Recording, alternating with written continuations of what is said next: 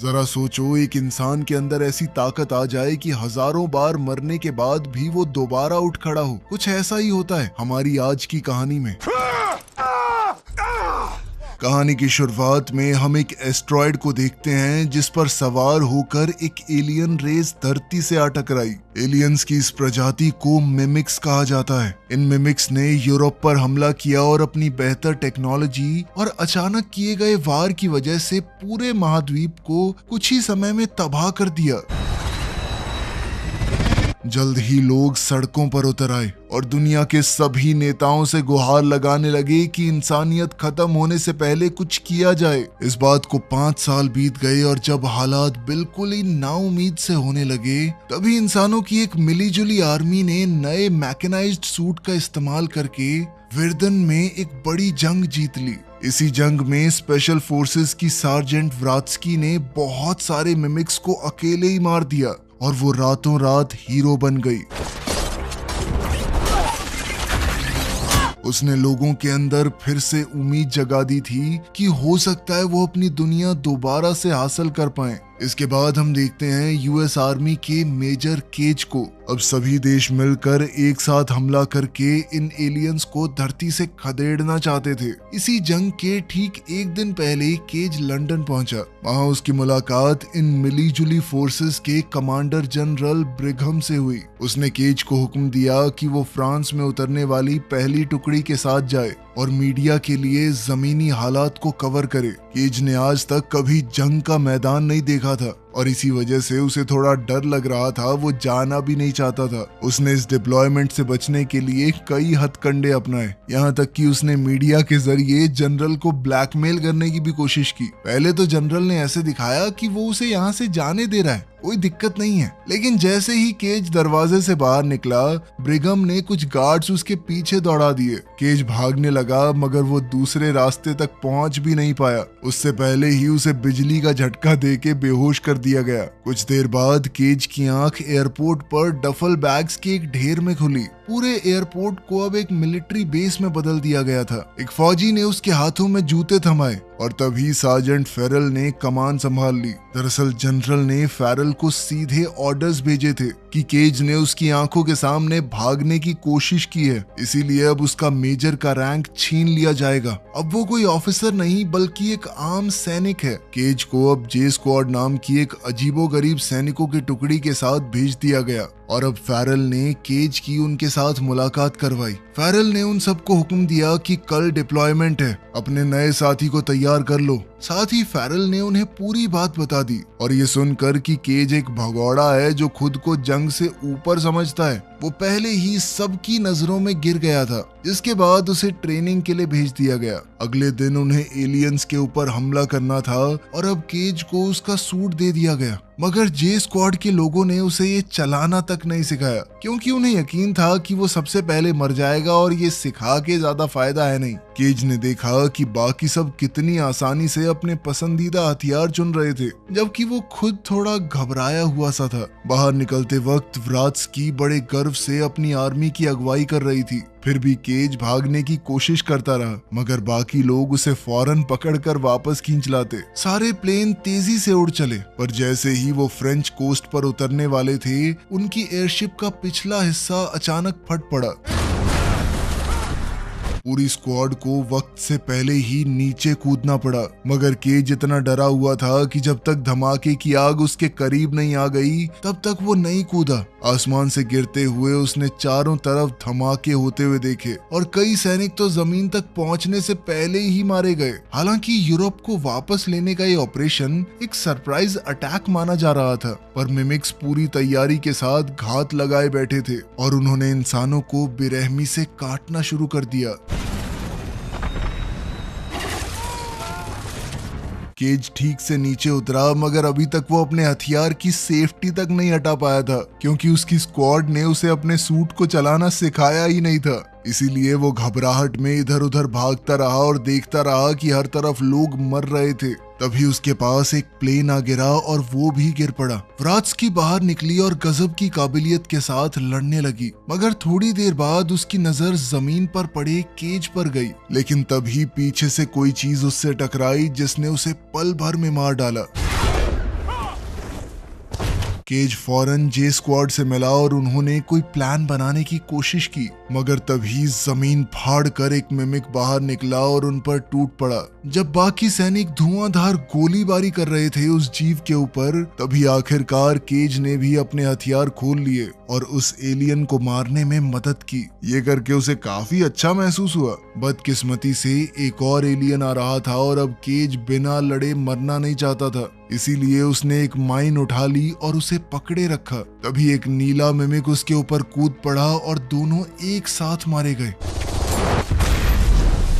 इसी वजह से उस एलियन का खून केज के ऊपर गिरा और उसके शरीर में चला गया। अचानक घबराहट के मारे केज की आंख दोबारा से उसी डफल बैग के ढेर में खुली, जहां वही सार्जेंट फिर से उसके हाथों में जूते थमा गया और फेरेल उसे दोबारा ले जाने लगा। केज हैरान रह गया ये सोचकर कि ये सब कुछ तो पहले हो चुका है। उसने हर एक बात फेरेल के कहने से पहले ही बता दी, जिससे साबित हो गया कि वो कोई सपना नहीं देख रहा था। इसके बाद उसने जे स्क्वाड से मिलना, सूट पहनना और प्लेन पर चढ़ना, सारे काम बिल्कुल वैसे ही दोहराए। वो हर बात किसी के मुंह से निकलने से पहले ही जानता था। धमाका दोबारा हुआ और इस बार केज को ये याद रहा कि जल्दी कूदना है। जैसे ही वो उतरा उसे अपने साथियों का मरना याद आया और उसने उन्हें बचाने की कोशिश की, लेकिन वो उतना तेज नहीं था और एक आदमी फिर भी मारा गया। इसके बाद केज ने व्रात्स्की को देखा। उसने उसे धक्का देकर जमीन पर गिरा दिया और उसकी जगह खुद गोली खा ली। उसे जख्मी देखकर व्रात्स्की ने मौके का फायदा उठाते हुए उसके सूट की बैटरी निकाल ली और उसी पल एक दूसरे एलियन ने उसे मार डाला। एक बार फिर से केज की आंख एयरपोर्ट पर खुली। अब वो समझ चुका था कि जो कुछ भी हुआ वो सच में होने वाला है। उसने तुरंत फेरेल को इस बारे में बताने की कोशिश की और अपनी बात साबित करने के लिए उसने हर जे स्क्वाड सैनिक का नाम पहले ही बता दिया। साथ ही वो जानता था कि वो लोग पत्ते खेलते हैं। उसने ये भी बता दिया कि कार्ड्स वहां पे छुपाए हैं इन्होंने, लेकिन बदकिस्मती से किसी ने भी उसका यकीन नहीं किया और केज के मुंह पे टेप लगाकर उसे प्लेन में भेज दिया गया। प्लेन फटा और केज जैसे ही नीचे कूदा वो फौरन उस दूसरे सैनिक को बचाने के लिए गया, मगर इसी चक्कर में खुद मारा गया। आखिरकार केज को समझ आ गया कि जैसे ही वो मरेगा उसका दिन दोबारा से शुरू हो जाएगा और उसने इसी बात को अपने फायदे के लिए इस्तेमाल करना शुरू कर दिया। कोई उसकी बात पर यकीन तो कर नहीं रहा था, इसीलिए वो बस जंग में कूद जाता और बार बार मरते हुए भी लोगों को बचाने की पूरी कोशिश करता रहता। कम से कम 10-15 नाकाम कोशिशों के बाद अब वो बिल्कुल अच्छे से समझ गया था कि कहां से क्या आने वाला है। इस बार उसने व्रात्स्की को मरने से पहले ही काफी दूर धकेल दिया और साथ ही अब तो वो बिना देखे इधर उधर की चीजों पर गोली चला रहा था, क्योंकि वो पहले से जानता था कि क्या कहां पर है।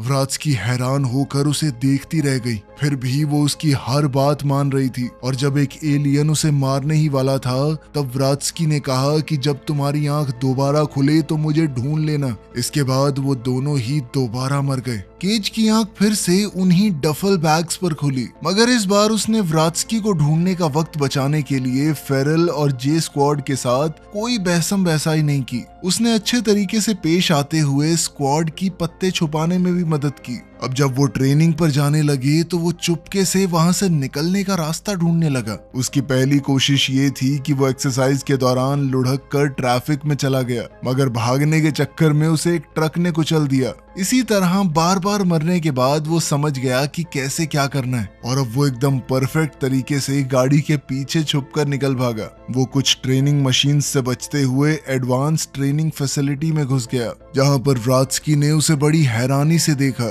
मगर जैसे ही उसने व्रात्स्की से कहा कि तुमने ही मुझे खुद से मिलने को कहा था, तो उस वक्त सब कुछ बदल गया। व्रात्स्की तुरंत समझ गई कि वो किस बारे में बात कर रहा है। इसके बाद वो उसे तुरंत साइड में ले गई और कहा कि ये बात मेरे अलावा किसी को मत बताना, वरना तुम्हें पागल खाने में भेज दिया जाएगा, क्योंकि ऐसा पहले उसके साथ भी हो चुका है। फिर वो उसे डॉक्टर कार्टर के पास ले गई, जिसने तुरंत उसकी हर बात मान ली और ये जांचा कि क्या वो पहली बार बात कर रहे थे। दरअसल व्रात्स्की के पास भी पहले ये लूप वाली ताकत थी, जो एक नीले अल्फा मिमिक के खून से मिलती है, मगर एक बार वो मरी नहीं, बेहोश हुई थी। तब उसे खून चढ़ा दिया और तब से उसकी ये ताकत खो गई। इसीलिए उसने केज से कहा कि तुम्हें ये पक्का करना होगा कि मरना है तो पूरी तरह, अधमरे रह गए तो दिक्कत हो जाएगी। यही वो ताकत थी जिससे व्रात्स्की ने इंसानियत के लिए वो बड़ी जीत हासिल की थी, और उन एलियंस के पास भी ये पावर है। इसीलिए उन्हें हमेशा से पता चल जाता है कि इंसान कब आने वाले हैं। कार्टर का मानना था कि सारे मिमिक्स दरअसल एक ही ओमेगा एलियन के दिमाग का हिस्सा थे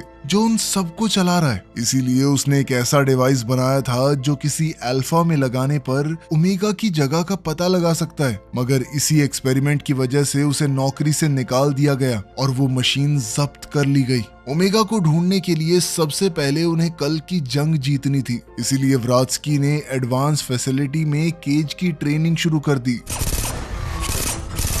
ट्रेनिंग की मशीन्स बहुत तेज थी और केज खुद को बचा नहीं पाता था। इसलिए जब भी वो जख्मी होता, व्रात्स्की उसे गोली मारकर उसका दिन फिर से शुरू कर देती। आगे के सैकड़ों लूप्स में केज बार बार वही सब दोहराता रहा। यानी वो व्रात्स्की को ढूंढता, उसे शुरुआत से सब कुछ समझाता और फौरन ट्रेनिंग में कूद जाता। वो हर बार पहले से बेहतर होता गया और पैटर्न सीखते हुए किसी माहिर खिलाड़ी की तरह तेजी से आगे बढ़ने लगा। फिर भी हर दिन के आखिर में व्रात्स्की को उसे गोली मारनी पड़ती। 1000वीं बार गोली लगने के बाद केज को होश खोने से पहले जर्मनी के एक डैम में ओमेगा का एक दृश्य दिखाई दिया। वो फौरन व्रात्स्की और कार्टर के पास गया, जिनका मानना था कि ये दृश्य उसे इसलिए दिख रहे हैं क्योंकि उस नीले खून की वजह से केज अब असल में खुद एक अल्फा बन चुका है। अब उसका अगला कदम ये था कि वो इन्वेजन में जिंदा बचे ताकि बाद में जर्मनी भाग सके। अब वो लोग हर एक लूप में केज की हासिल की हुई जानकारी के साथ रणनीतियां बनाने लगे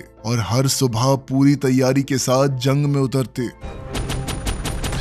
सैकड़ों लूप्स में वो बार बार मिमिक्स से लड़ते और उन्हें मारते रहे, लेकिन वो हर बार मर जाते और मुश्किल से मैदान में 1-2 कदम आगे ही बढ़ पाते। इतना सारा वक्त साथ बिताने से केज के दिल में व्रात्स्की के लिए मोहब्बत पैदा हो गई। भले ही उसे ये सब याद नहीं रहता था क्योंकि वो तो एक दिन को एक ही बार जी रही थी ना। इसीलिए एक लूप में जब वो जंग की शुरुआत में ही मर गई तो केज सोचने लगा कि क्या ये सब कुछ करके कोई फायदा भी है। इसके बाद केज ने कुछ ऐसे दिन भी जिए जब उसने जंग की परवाह नहीं की। वो बस बेस से भागने की कोशिश कर रहा था। बाकी सैनिकों ने उसे रोकने की कोशिश की, मगर केज इतनी बार ये सब कुछ कर चुका था कि वो सबकी चाल पहले से जानता था। वो चाहता तो आंख बंद करके उन्हें चकमा दे सकता था। वो एक बाइक लेकर शहर चला गया और एक बार में आराम से दारू पीने लगा, मगर उसी पल एलियंस नदी के रास्ते से वहां धमके।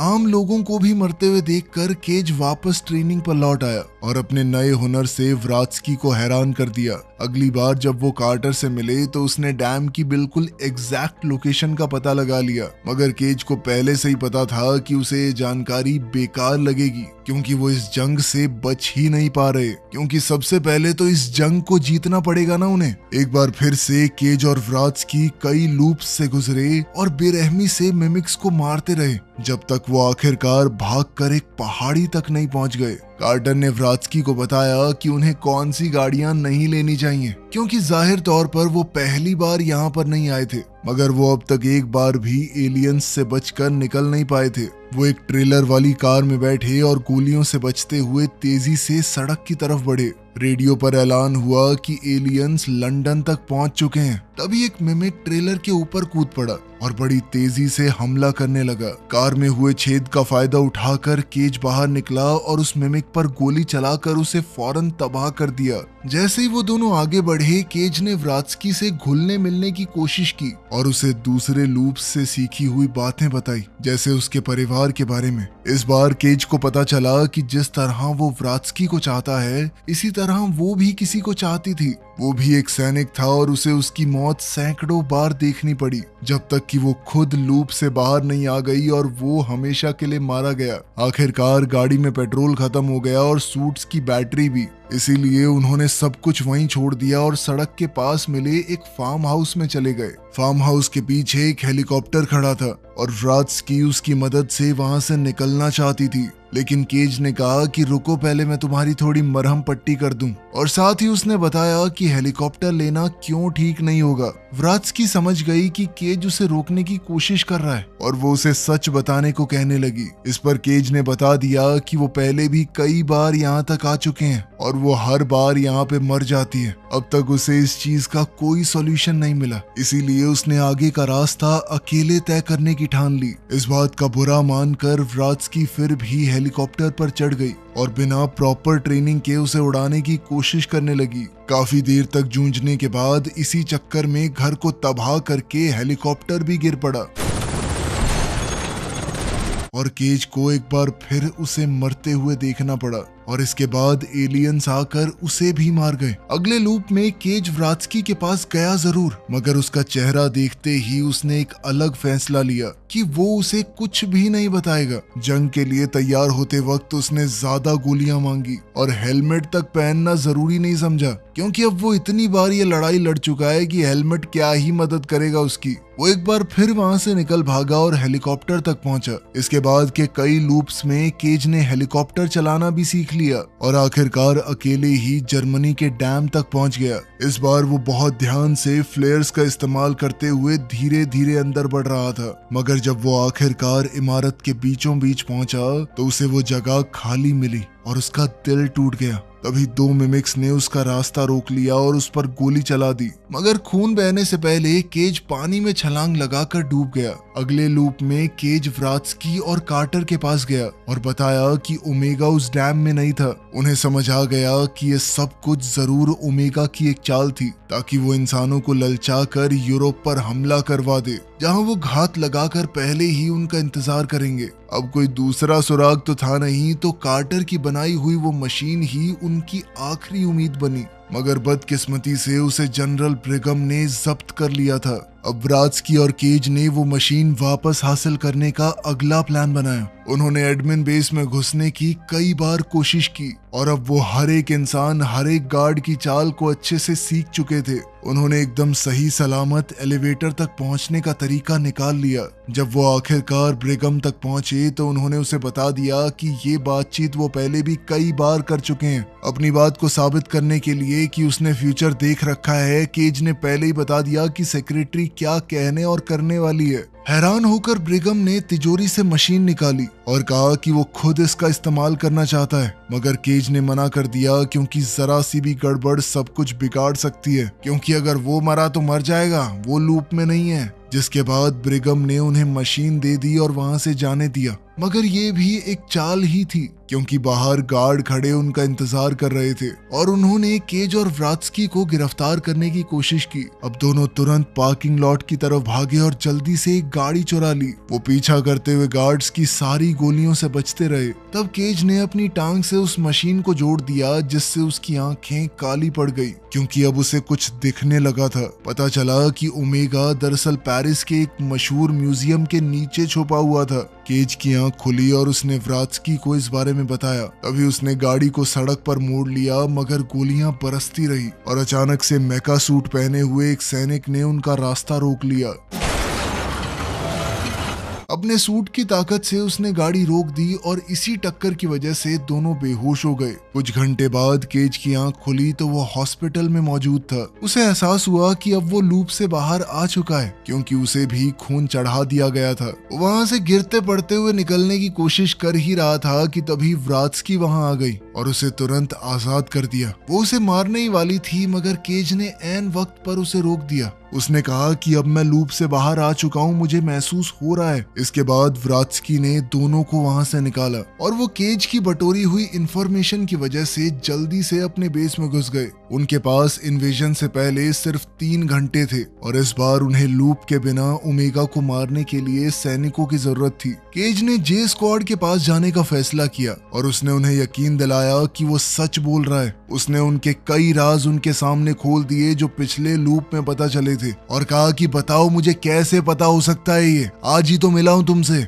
ये बातें सुनकर पूरी स्क्वाड हैरान रह गई, मगर वो किसी अजनबी के पीछे यूं जंग में नहीं जाना चाहते। तभी व्रित्स्की का फेमस होना काम आया और उसे देखते ही सब फौरन मान गए। सुबह स्क्वाड को सूट्स मिल गए, मगर बाकी आर्मी के साथ जाने की बजाय उन्होंने एक प्लेन चुराया और उड़ान भर ली। केज ने सबको याद दिलाया कि वो नीले अल्फाज को ना मारें, वरना दिन फिर से शुरू हो जाएगा। उन्हें सिर्फ नारंगी रंग के एलियंस को मारना है। वो नहीं चाहता था कि व्रात्स्की भी आए, क्योंकि अब वो उसकी मौत को पलट नहीं सकता था, मगर उसने पीछे रुकने से इनकार कर दिया। जब वो पेरिस पहुंचे तो मिमिक्स ने अपने लीडर को बचाने के लिए फौरन प्लेन पर गोलियां चलानी शुरू कर दी और पहला सैनिक मारा गया। उसका जिगरी दोस्त बदला लेने के लिए प्लेन के दरवाजे से गोलियां चलाने लगा, जबकि बाकी स्क्वाड बाहर कूद गई, मगर प्लेन काबू से बाहर होकर जमीन पर जा गिरा और कुछ बाकी सैनिक भी मारे गए।